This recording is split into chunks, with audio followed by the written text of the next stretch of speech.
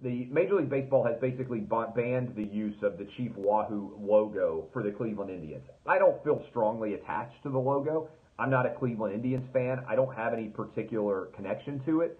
But to what extent are people actually offended by this? And more importantly, what percentage of people have to be offended by something in order for it to be banned?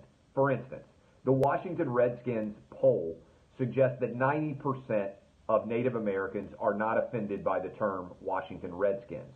So, is this a majority rule type situation, or do you use the 10% that are offended as a reason to eliminate something that 90% are not offended by? This is, I think it's a fascinating question that doesn't have an easy answer, and why I wanted to talk about it today. So, Chief Wahoo, I think, is in a similar vein. So what is the standard for offense? Because many times in today's day and age, the standard for offense, and I don't think this is right as a First Amendment absolutist, is somebody says, I am offended, therefore this shouldn't exist. And I think that's because people are so desperate to find something to be offended by today that they feel like they need to go back in time to 1968 and actually find something that they can be offended by. So I think it's an intriguing question for everybody out there. To what extent does offense have to rise in order for it to cease to exist? And how about for people who are perpetually offended, how about we just tell them, deal with it? Like, this is not the United States of I'm offended. We have created a culture where when somebody out there says, I'm offended, they feel like they are in a position of power. I think it should be the opposite. I think if you feel the need to scream, I am offended, or complain that you are offended by something, I frankly think the rest of the country needs to brand you as a total pussy. I think that you just need to deal with the fact that you're not going to agree with everything all day long. And so, earlier today, I'm told, I watched the video, they had a debate on First Take. Max Kellerman, MSNBC extraordinary, decides to come on and say that they should ban the term Fighting Irish as well, that Notre Dame should no longer be the Fighting Irish. And I hear this, and I think to myself, who's offended by the term Fighting Irish? And it, to me, ties in with the Chief Wahoo example, because historically, maybe, I guess, Irish people had a reputation as being fighters. They also have a reputation of being drunk, thank God for St. Paddy's Day. I don't know who's actually offended by this, but I think when you apply the same consistent standard, you end up in absurd places that, to me, demonstrates the absurdity of your argument. If nobody is offended by something, and if nobody is worked up about it, and it isn't a substantial issue, I don't know why you need to change something, frankly, right? And so I think this is emblematic of sports being obsessed with politics and trying to fix things when there isn't actually anything worth fixing at all.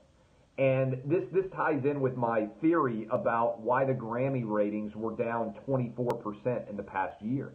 I think there are tons of Americans out there, good, reasonable people of all races, ethnicities, religions, all different backgrounds, who are basically saying to entertainers, entertain us. America is good right now. There isn't anything really that wrong with our country. Is it perfect? Of course not. Unemployment is at an all-time low in the 21st century for all groups, white, black, Asian, and Hispanic. Okay? There's never been a time where there have been more jobs. Wages have never been higher. The stock market, notwithstanding today, which was not a great day, has been on an absolute tear. Why are people so angry? Trump is going to talk later today, and the State of our Union is going to be strong. I was talking about this with a friend.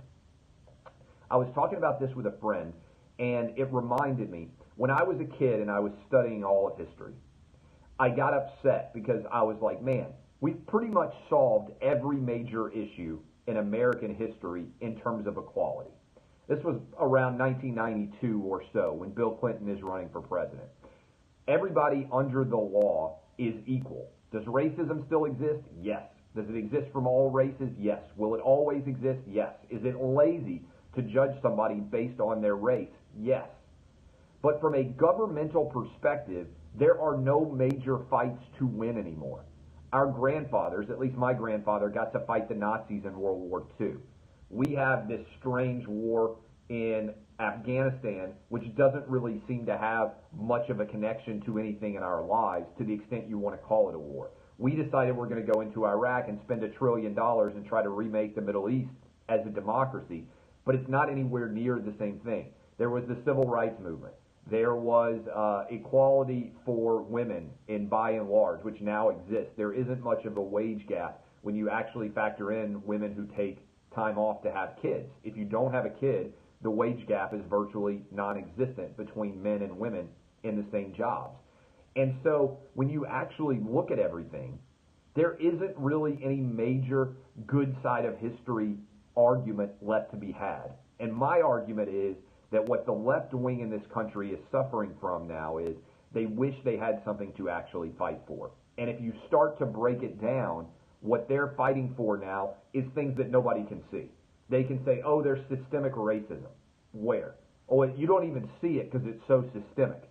Well, how do you fix that? All right? That's not the job of government. The job of government is to assure that everybody's treated equally under the law. And actually, the only systemic racism I see is affirmative action, which allows you, based on your gender, certainly to a certain extent, but more so based on your race, to get advantages that you otherwise wouldn't.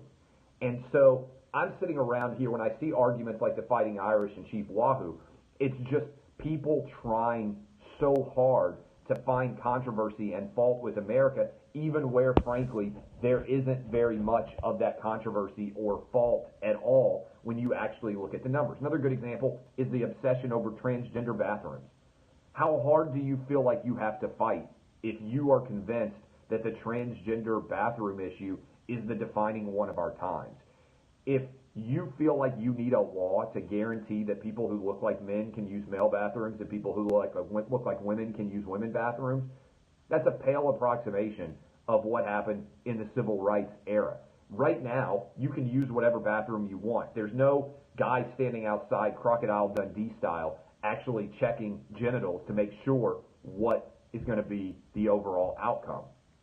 So, I don't even understand why people are so worked up these days. I don't know why people need to feel this obsession with finding something to be upset about, when in the grand scheme of things, there's really nothing to be upset about.